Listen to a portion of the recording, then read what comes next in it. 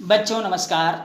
बच्चों हम सब पढ़ रहे हैं कक्षा 10वीं गणित में निर्देशांक ज्यामिति कोऑर्डिनेट सिमेट्री। भाग 1 में हमने देखा था बच्चों चतुर्थांश की जानकारी, जिसमें हमने प्रथम चतुर्थांश, द्वितीय चतुर्थांश, तृतीय चतुर्थांश और चतुर्थ चतुर्थांश के बारे में जाना था। और हमने ये भी जाना था कि पहले चतुर्थांश में कौन सा चिन्ह होता है निर्देशांकों का, प्लस प्लस, दूसरे चतुर्थांश में माइनस प्लस, तीसरे चतुर्थांश में माइनस माइनस, और चतुर्थ चतुर्थांश में हमने देखा था प्लस और माइनस। और बच्चों पहले भाग में हमने ये भी जाना था निर्देशांक क्या है, मूल बिंदु क्या है, चतुर्थांश के बारे में, कार्तीय तल और निर्देशांक के बारे में भी हमने जाना। और हमने भाग 1 में ये भी जाना था बच्चों दूरी का सूत्र क्या होता है, प्रवणता का सूत्र भी हमने देखा था। और हमने अंतःखंड के बारे में भी जाना था। और हमने ये भी जाना था कि सरल रेखा का समीकरण क्या होता है। और हमने प्रश्नावली 1 के खाली स्थान को भी किया था और प्रश्नावली 2 के कुछ सवालों को भी हमने हल किया था। अब आइए बच्चों चलते हैं प्रश्नावली 3 की ओर और प्रश्नावली 3 के महत्वपूर्ण प्रश्नों की ओर। प्रश्नावली 3 का प्रश्न है बच्चों, एक्स अक्ष के समांतर रेखा की प्रवणता क्या होगी। प्रश्न क्रमांक 2 है प्रश्नावली 3 का, एक्स अक्ष के समांतर रेखा की प्रवणता क्या होगी। प्रश्न को एक बार और सुन लेंगे, एक्स अक्ष के समांतर रेखा की प्रवणता क्या होगी। वैसे तो ये शून्य होता है बच्चों, लेकिन ये शून्य कैसे होता है, आइए हम इसको हल करके जानते हैं। एक्स अक्ष के समांतर रेखा पर कोई भी बिंदु का y निर्देशांक समान होता है। सबसे पहले हमको ये मालूम था एक्स अक्ष के समांतर रेखा पर कोई भी बिंदु का y निर्देशांक समान होता है। माना कि एक्स अक्ष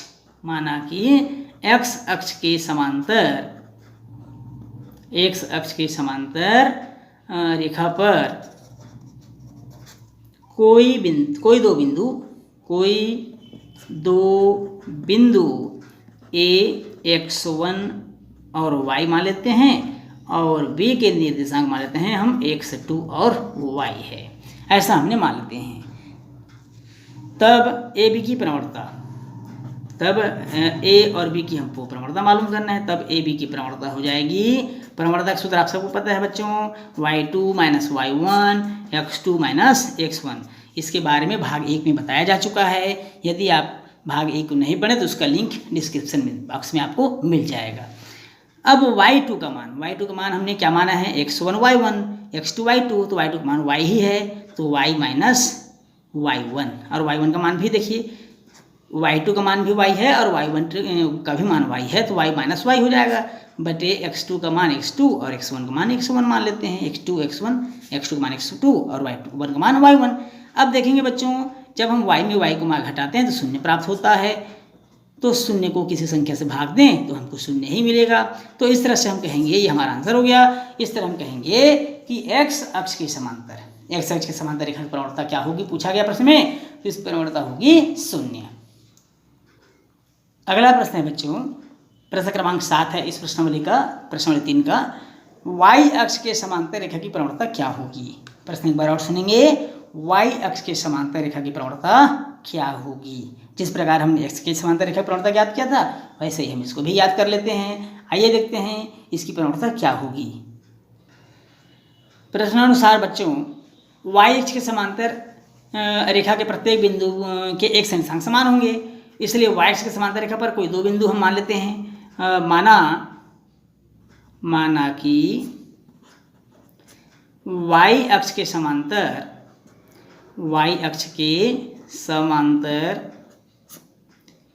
रेखा पर कोई दो बिंदु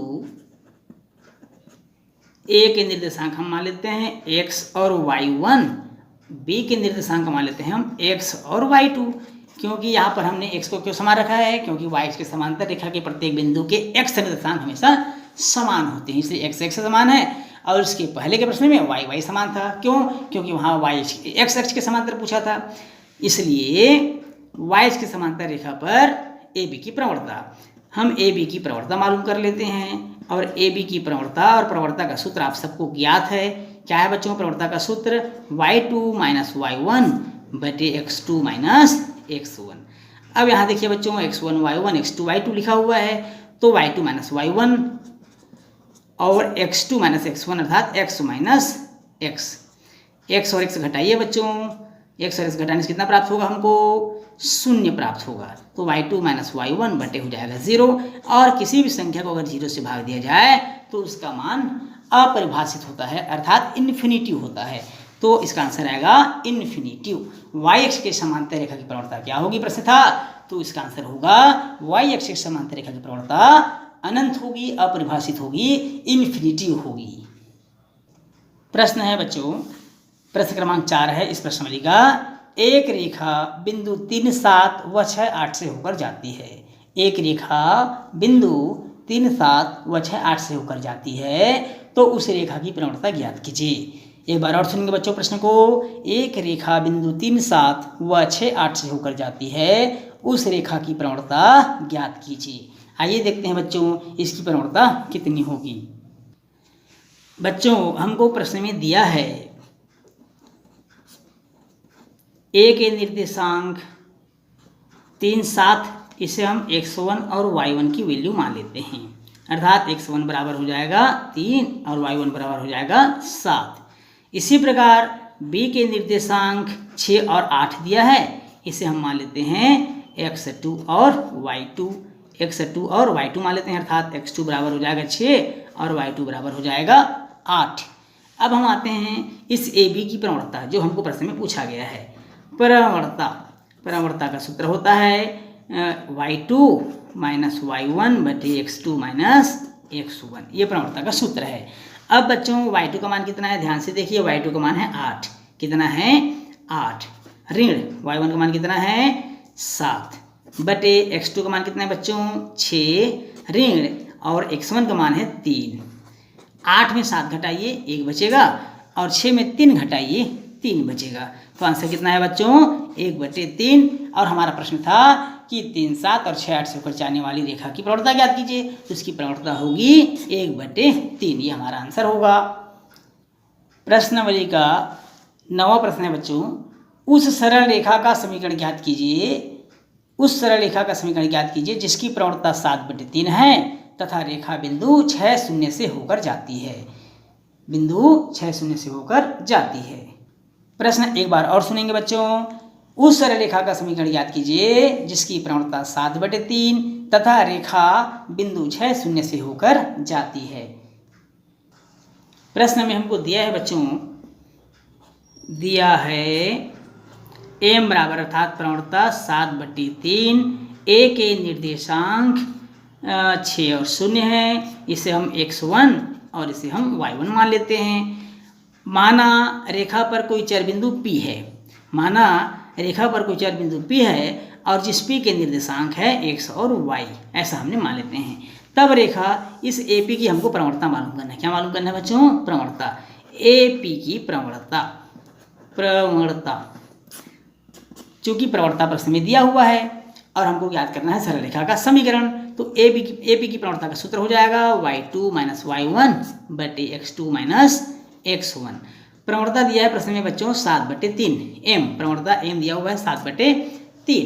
y2 का मान यहाँ पर दिया है y माइनस y1 का मान दिया है 0, ये देखिए y1 का मान 0 है, बटे x2 का मान दिया है यहाँ पर x और x1 का मान दिया है यहाँ पर 6, x2, x1, y2 और ये y1। इस तरह हमने मान रख दिया। अब हम क्या करेंगे, तिर्या गुणा कर देते हैं। 7 का गुणा हो जाएगा x ऋण 6 से और 3 का गुणा हो जाएगा y ऋण 0 से। 7 का गुणा 7x ऋण 7 छक्के 42 बराबर 3 का गुणा y से होगा तो 3y और 3 का गुणा 0 से हो जाएगा तो 0 हो जाएगा। 7x ऋण 3y को हम अपनी तरफ पक्षांतर कर लिए बच्चों, ऋण 42 अपने ही तरफ दिया हुआ था बराबर 0। तो इस तरह से हमको मिला एक सरल रेखा का समीकरण 7x ऋण 3y ऋण 42 बराबर 0। अगला प्रश्न है बच्चों, इस प्रश्नावली का 10वां प्रश्न है, मूल बिंदु से होकर जाने वाली उस सरल रेखा की प्रवणता ज्ञात कीजिए जो बिंदु 2, 3 से भी होकर जाती है। एक बार और सुनेंगे बच्चों, मूल बिंदु से होकर जाने वाली उस सरल रेखा की प्रवणता ज्ञात कीजिए जो बिंदु 2, 3 से भी होकर जाती है। बच्चों मूल बिंदु के निर्देशांक हम सबको मालूम है।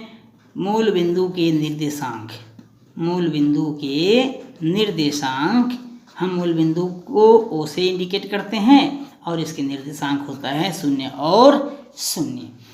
अब माना बिंदु A के निर्देशांक x1 y1 हो और जो हमको प्रश्न में दिया हुआ है 2 और 3, तो हमने x1 किसको मान लिया बच्चों 2 को, और y1 किसको मान लिया 3 को। O के निर्देशांक हमको मालूम है मूल बिंदु के 0 और 0, इस 0 को हम मान लेते हैं x2 और इस 0 को हम मान लेते हैं y2।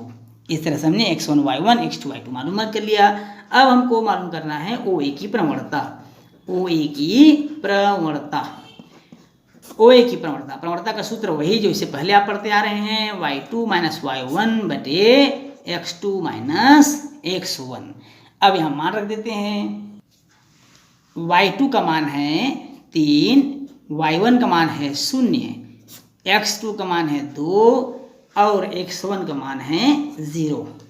यहाँ लिखा हुआ है बच्चों, देखिए y2 0, x2 0, x1 2, y1 3। अब यहाँ हमने मान रख दिया, 3 में 0 घटाएंगे तो 3 मिलेगा और 2 में 0 घटाएंगे तो 2 मिलेगा। तो इस तरह से 3 बटे 2 जो हमको प्राप्त हुआ ये हमारा आंसर होगा, रेखा OA की प्रवणता होगी।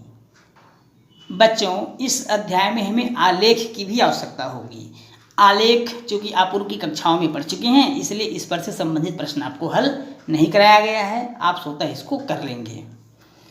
आलेख इसी प्रकार बनाना है जैसे कि आपको स्क्रीन पर दिखाई दे रहा है, ग्राफ पेपर होगी और ग्राफ पेपर पर x अक्ष और y अक्ष इंडिकेट करते हुए आप उनके निर्देशांकों को प्रदर्शित करेंगे। जैसे यहाँ पर प्रदर्शित किया गया 3 और 2, 4 3, x अक्ष में 4 y अक्ष में 3, इसी प्रकार x अक्ष में ऋण 3 और y अक्ष में 4 तो ऋण 3 4 हो गया।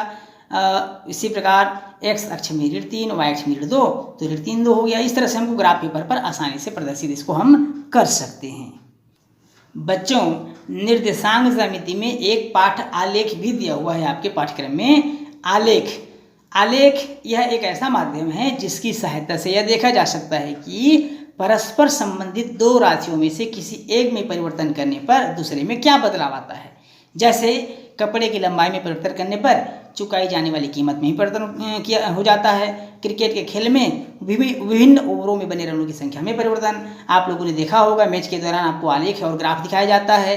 किसी छात्रावास में दिनों की संख्या बढ़ने के साथ साथ बचे हुए चावल की मात्रा कम हो जाती है। बच्चे ज़्यादा होंगे तो चावल कम दिनों तक चलेगा, बच्चे कम होंगे तो चावल अधिक दिनों तक चलेगा। इन सभी आंकड़ों को हम एक आलेख में प्रदर्शित करते हैं और वो आलेख आपको ग्राफ पेपर पर बनाना है। जैसे कि स्क्रीन पर आपको एक आलेख प्रदर्शित हुआ दिख रहा है बच्चों। यहाँ आपको पैमाना मानना है। x अक्ष पर 1 सेंटीमीटर को 1 इकाई माना है, इसी प्रकार y अक्ष पर 1 सेंटीमीटर को 2 इकाई मान लिया है। तो इस तरह से ये x अक्ष के निर्देशांक बिंदु हो गए और ये y अक्ष के बिंदु हो गए। जैसे 1 2 अर्थात x अक्ष पर 2 और y अक्ष पर x अक्ष पर 1 और y अक्ष पर 2, 1 2 यहाँ पर प्रदर्शित हो जाएगा। 2 4 इसी प्रकार 3 6 4 8 5 10 इस तरह से इसमें प्रदर्शित किया गया है। तो इसे ही हम बोलते हैं आलेख। तो इस तरह से बच्चों आलेख को आप स्वतः अपने से कर सकते हैं। पूर्व की कक्षाओं में आपने ग्राफ बनाना भी सीखा है और निर्देशांकों को प्रदर्शित करना भी। तो इस प्रकार हम कर सकते हैं बच्चों, आलेख आप बहुत आसानी से कर लेंगे। इस अध्याय को कराने की आवश्यकता संभवतः नहीं है।